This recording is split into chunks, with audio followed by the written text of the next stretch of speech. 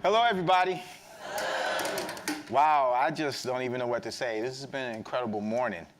And I don't even know if I can live up to the expectations because this has just been awesome, especially the last presentation.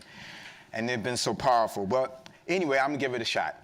My name is Michael McPhearson. I'm the Executive Director of Veterans for Peace. And thank you for coming to my talk, Making Conceding Space, Taking and Passing the Torch. Now, I'm going to have to use this because I cannot remember anything anymore. So just bear with me. Now, I have a question for you. How many of you are actively thinking about intergenerational leadership? Okay, that's better than I thought it was going to be, so that's good.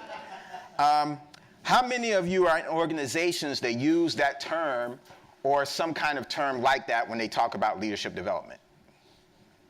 Okay, see, that's even less, but at least there's some, so that's good. Now, even though your organization might not be using that term, how many of you have intergenerational leadership in your organization? Okay, that's good. All right, good, good. My organization ebbs and flows in that way, and we're doing the best that we can to try to have more intergenerational leadership. Now, at this point in my life, and I'm at age 54, I'm thinking and talking about this in a different way than I was 23 years ago when I started to become a community organizer. And honestly, when I think 23 years ago, I just can't believe it has been that long, but it really has.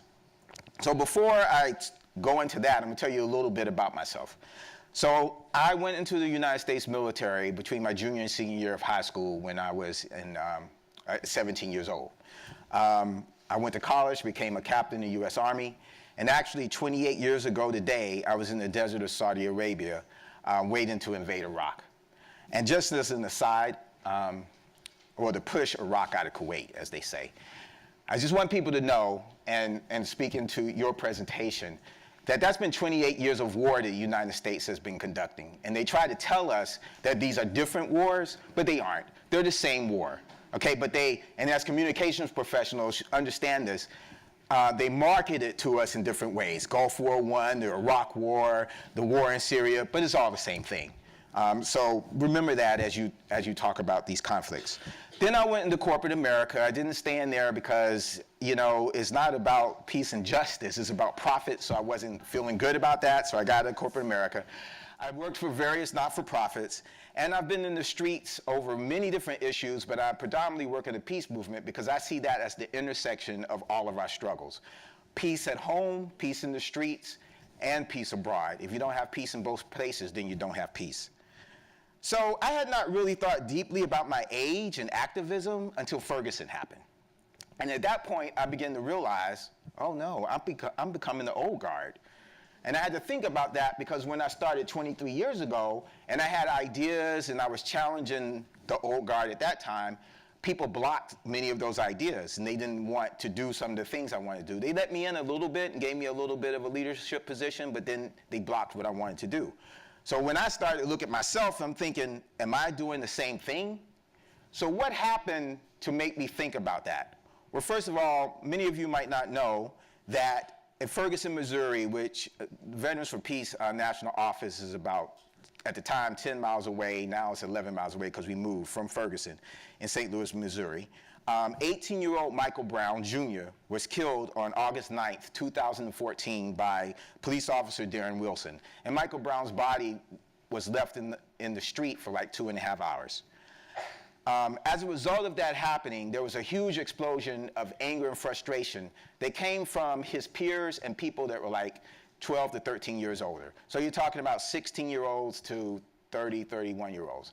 And when I say that, there were a lot of other people who got out in the street, but the people who led that rebellion and kept the energy of that rebellion were the young people. Many young people emerged as leaders, new organizations popped up. Of course, we still had old organizations like the NAACP and the Urban League, but the young people really didn't want to have anything to do with those organizations. They didn't trust them.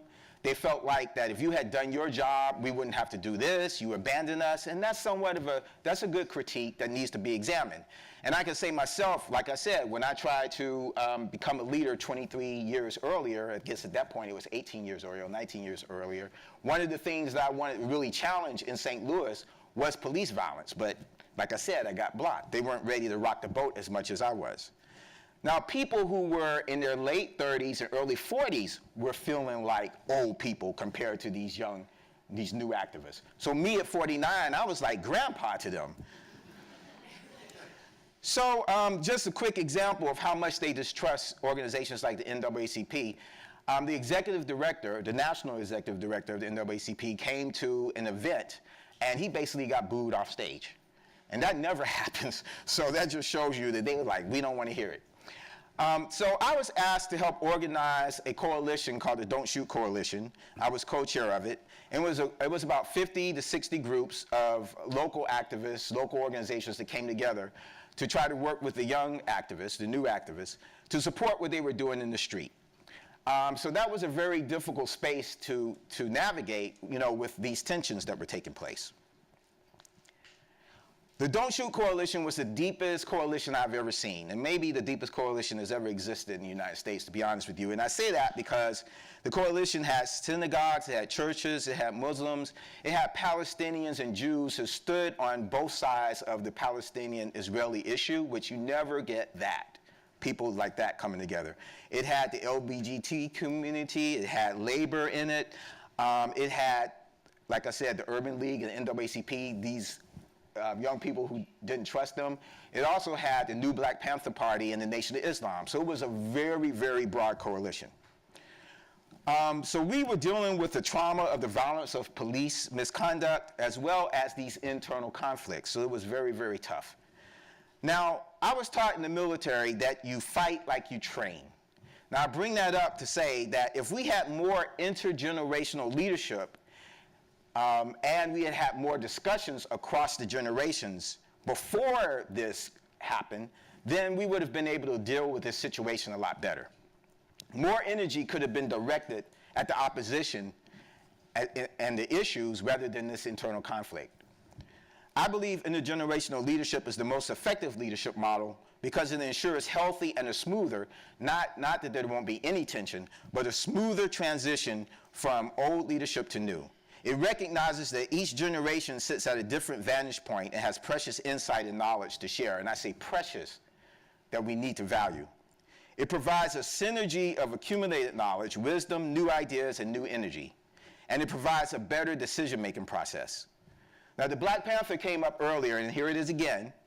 The Black Panther, it illustrated intergenerational leadership with the tribal council, which was intergenerational, and also when T'Challa went into his meditative state and visited with his father. Unfortunately, here in the US, we do not do a good job of that, and I think it's because we don't have intergenerational cultural literacy. We don't know each other very well across generations. We don't spend enough time with each other. So we don't know each other, and we don't really trust each other. We need to do a better job of getting to know each other across generations. So in my closing minutes, I want to give you two challenges. One is to go back to your organization and start an intentional dialogue about intergenerational leadership. What does it mean to people individually, and what does it mean to your organization? And I think as communication professionals, it would actually help with your messaging, because obviously people from different generations communicate differently and have different cultural touchstones. Also, number two, take the time to get to know more people if you're young that are older than you, and if you're older, get to know more people who are younger than you. That's the only way that we're really going to bridge this gap that we have in our society, which actually will make our society, not only our organization stronger, but our society stronger. And here's some advice. Put the tensions into context by remembering the tensions between the generations. Put those into context by remembering if you're older, you were once that young Turk, that young change agent, looking for radical change. Don't be that person who stood in the way. That's what I decided I don't want to be. If you're younger, you will one day be the old guard, and unless you die, right? So learn how to do it. Learn how not to be a person standing in the way. And for more tips, I quickly put up on a blog that I do sometimes called mtmdaily.com. I put some more tips on some things that I learned during this time period. So in an effort to pass the torch, I'm conceding space by stepping down from my position in Veterans for Peace. It's time for me to allow new energy and new ideas to come forth, because this is my second tour doing this, so I've done this for 10 years, and I'm kind of ready to look at doing peace work in other ways, and we just need some new ideas in VFP. So I want to say in closing, good luck to emerging leaders as you make your space. I say to the long-standing leaders, be a good example and pass the torch well. Leadership in all things, but especially in the struggle for peace and justice, is a marathon run like a relay. Thank you very much.